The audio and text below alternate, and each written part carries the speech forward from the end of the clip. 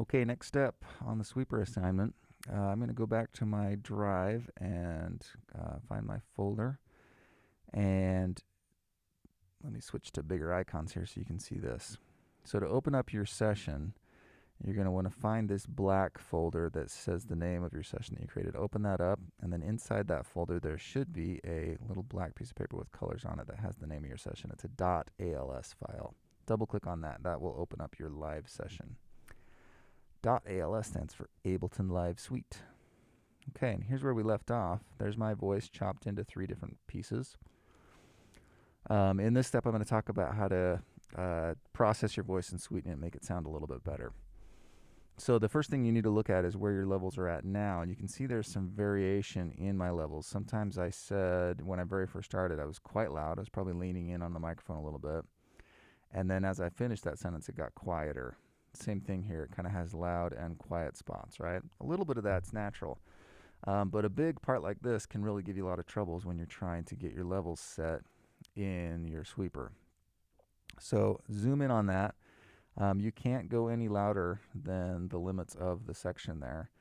But usually you'll be able to increase your levels a little bit before we start processing. So to do that, double click on the sound clip up on the ribbon again, and it will bring this window up down here. There's a lot of different controls here, and just a couple that I want you to check. The first one is if the warp button is on, turned yellow, turn that off. Okay. I'll explain what that does later, but that definitely needs to be turned off. You don't want your voice warped. And then there's a little slider here with an arrow here. This will let you turn your voice up or down, okay? And again, you can go too far, and you can see that it starts clipping that loud moment pretty quick right there. So be careful and really keep an eye on that. You don't want to be clipping at all, but give yourself a little bit of a boost if you can. Like I said, on this clip, there's not much I can do because of that one loud word, but this one I'll be able to do a little bit more. So again, I double click on the ribbon there, and it will bring it up down here. Turn off the warp, adjust my level up, make sure I don't go too far and start clipping, but just kind of keep an eye on it. And I'll go to this next clip. Turn off the warp, adjust my levels. Good. Now we'll zoom out, kind of take a look at what it looks like now.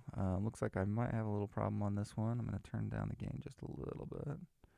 Want to go for a pretty good even voice all the way across. Finally, we're just going to add some audio effects onto our voice to kind of help sweeten up the voice. Where you're going to find those is on the left-hand side where it says audio effects. And there's 3 audio effects that you need to use in this assignment. The first one that I recommend is something that we call EQ. And there's actually a few different EQ options in Ableton.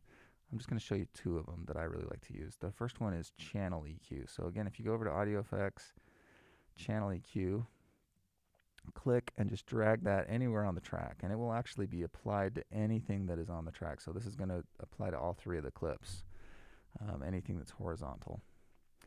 And your channel EQ controls will pop up down here. If you ever lose your controls for your effects, you can double click on this part of the track right here, and it'll bring up the effects controls. And again, if you click on the individual clips, then it will bring up their menu for adjusting the clip individually.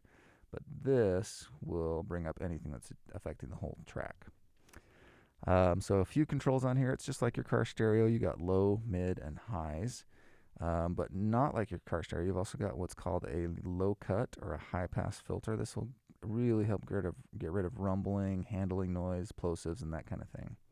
I recommend you put it on your speech every time. Then you got lows, which of course will, give your voice a little bit more body, but you got to be careful because again, that's going to turn up rumblies and plosives too. So use small adjustments. I'll come back to mids, but you also got highs. Highs are really good to help with detail and clarity in your voice. But again, be careful. Too much there will really add a lot to the sibilance in your track. And then finally, you've got mid, which turns up the middle or turns down the middle. And one thing that's kind of cool about this mid is that there's a number up above it that if you click on that, you can drag up or down, and that will adjust where your mid is turning up or down. So you can really kind of fine tune what you're doing with that. Some areas to be aware of when you're adjusting your voice, like I say, down here really helps with body. So if you need a little bit more warmth and maybe your voice sounds thin, you can give it a boost right there. Sometimes I also like to bring my mid up for a boost and then bring it down to kind of help out and give a little bit broader boost in that low end. If your voice is sounding nasally, then a good place to cut would be right around the 1K mark. Sometimes a little bit above or a little bit below, but sometimes I'll make a cut right there if my voice is sounding nasally. And then finally, the highs really help with clarity. And just little bits like that really can go a long way. An EQ, if you use it properly, will just make your voice sound better. It won't sound like some crazy effect. The other EQ that I like is the EQ8. It's a little bit more complicated. I'm not going to go into details on it too much in this assignment, but just take a look at it. It's really similar to this line here, except for you have even more adjusting points is all. And you just click right on the dots and pull them up or down right on the screen right there. There's a lot of other controls on this as well, but like I said, I'm not going to go into that. I'm going to go ahead and delete that for now. So if you put an effect on your track and you don't want it later, you change your mind, just click on the ribbon again up top where the name is and then just push the delete key and that'll go away. The next effect that I really like to use is something called a compressor, and it's over here again. Click on that, pull it over, and a compressor does just like it sounds. It will compress, so these big differences between my loud and quiet moments will not be so big after the compressor. How you use a compressor, let me loop this section right here. Command L is loop, by the way. So here's my levels coming in. You can see like when it's loud, it gets taller, and when it's quieter, it's further down, right?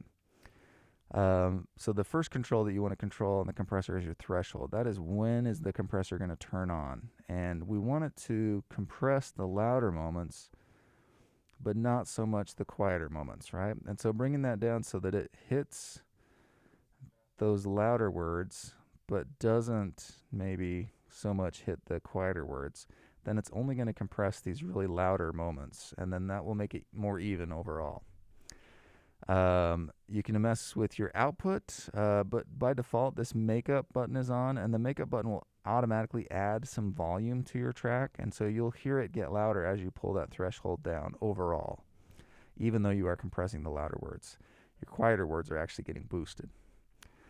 The other control that you maybe want to check out right now is the ratio, and the ratio is how much is it going to compress. For voice, I recommend in between 2 to 4 on the ratio, and you can mess around with that and see what kind of results you get. We'll talk more about compressors in a further demo. The final audio effect that I want to cover is reverb, and if you remember, too much reverb is bad for voice. But the thing is that when we record our voice with microphones, we don't have any room sound at all, and sometimes that can sound really unnatural. And so if we put this reverb plug-in on our voice, that can help bring back some of the natural sound of the room. The one thing, again, there's lots of controls on here that I'm not going to go into. The one knob that I do want you to check out is this dry-wet knob. It comes on at about 55%, which is way too much reverb. Click on that, bring it down to anywhere between like 10 and 20%, I think is a good amount of reverb for a voice. And that should be good for your voice. You'll notice a really big difference in the clarity and overall sound of your voice with those 3 effects. But like I say, they're not going to wildly change the sound of your voice. It's just going to make it sound better. And that's it for the voice demo. Again, email me if you have any questions. Don't forget to Command S and then Command Q when you're done.